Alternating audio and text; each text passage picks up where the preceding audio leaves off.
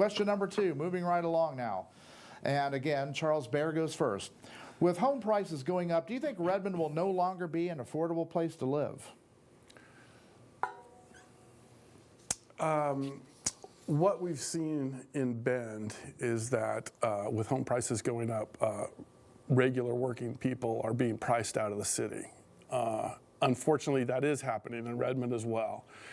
And there's a tremendous amount of development in Redmond, as I've already said, and that is helping to alleviate part of this problem. But I think that people are going to be priced out of Redmond eventually. And the tremendous amount of building of new houses in Redmond will alleviate a lot of that, but not all of it, unfortunately. But that's just the way it is. And, you know, I don't see a solution to that. All right.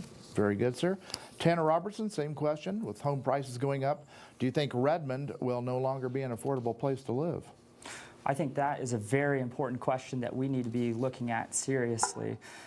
There is a lot of growth, and affordable housing is not catching up. The inventory for housing is low compared to what we expect Redmond's growth to be. So I believe that jobs and wages is directly tied to the people of Redmond's ability to pay for their mortgage or for their rent.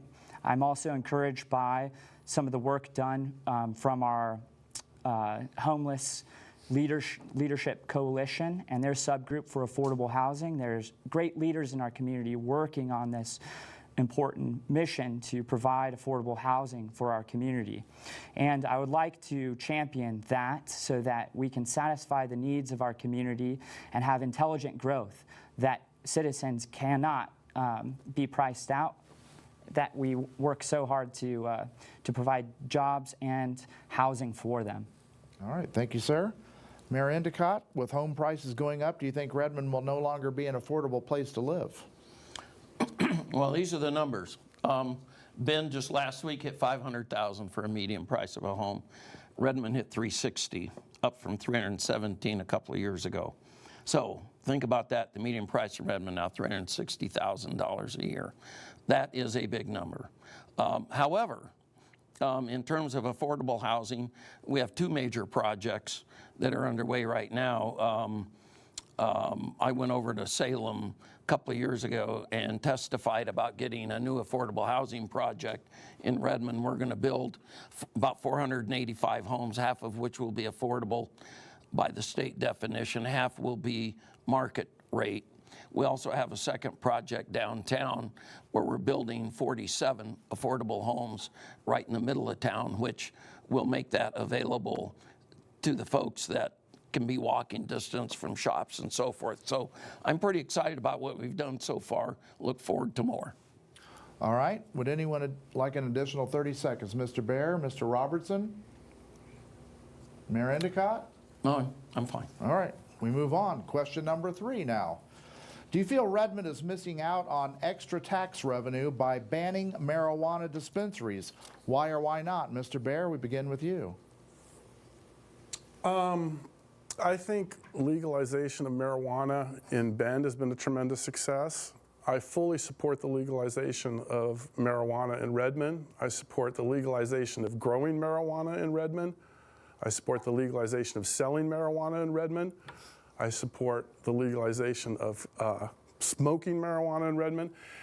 And I also support the legalization of producing psilocybin mushrooms in Redmond. I support the legalization of growing psilocybin mushrooms, selling in Redmond. I support the legalization of consuming psilocybin mushrooms in Redmond. I support the legalization of selling psilocybin mushrooms in Redmond. So I support the legalization of pot and mushrooms online and offline in Redmond 100%. Thank you. All right, thank you. Tanner Robertson, same question. Do you feel Redmond's missing out on extra tax revenue by banning marijuana dispensaries? Why or why not? Thank you. I think that's a great question that we need to be talking about, and we need to research having a controlled introduction of dispensaries into Redmond. And if we do that, we can determine whether they are for medicinal purposes, for recreational purposes. Right now, marijuana products are being used in Redmond. They're just being purchased in Bend or in Madras or on the street, which I think is even more dangerous. We need to be mindful and accountable for these products, and people that use them for sleep or for inflammation, whatever they use them for, they need to be accessible. That tax revenue can be turned into value to our community. And I think it's exciting to talk about what we can do with that newly realized revenue from these sales that are already taking place in other communities. Thank you. Thank you, sir.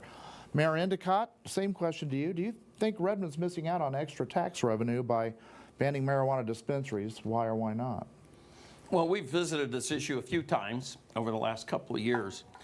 First of all, we have an ordinance that doesn't allow for the granting of a business license to any industry that's in violation of state or federal law, and as long as marijuana is outlawed federally, we're beholden to our own rules.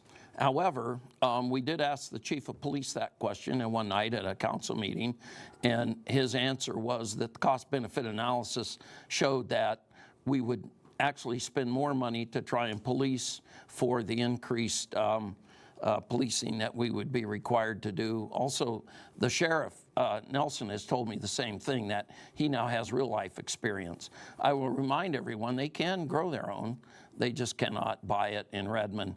And I still support the fact that our cost-benefit analyses show that it would not be a price leader for Redmond. All right, thank you very much, gentlemen. 30 seconds for rebuttal. Anyone? Charles Bear, anything else on that? Mr. Robertson, anything else on that? No, sir, I'm good. Mayor, you can have 30 more seconds if you want I'm to. fine. I got the last word. I'm okay. All right.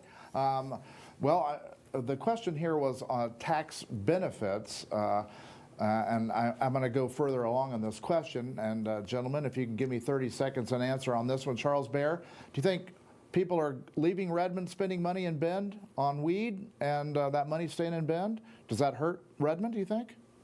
Well, obviously it does, and what they're doing in Bend is they're getting ready to sell it online, so when the marijuana becomes legal nationwide, everybody in Bend will have their online marijuana businesses ready to go, and they'll make a lot of money. Same with magic mushrooms. So I think that Redmond eventually will legalize marijuana and mushrooms, and I'm stating that we should just go ahead and do it now and get on the ground floor. Same thing to you, Mr. Robertson. What do you think? Losing tax money to the city of Bend? Does that hurt Redmond?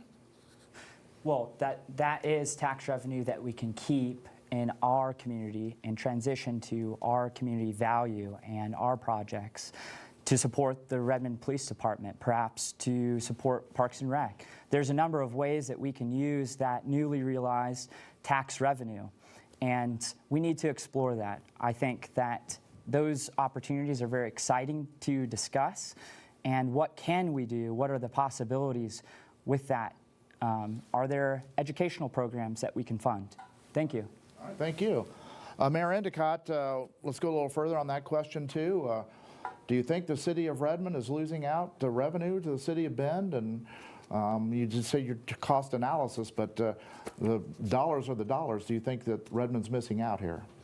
Well, like I said, and we have had that discussion at council more than once. And when we ask our chief of police that question, I'll just reiterate that he said when he looked at around the country, and at that time, of course, we had some great experiences with Colorado and Washington, Oregon, and others. And what they have found is that the cost outweighed any benefit that you might get. Okay. All right. Thank you very much, gentlemen.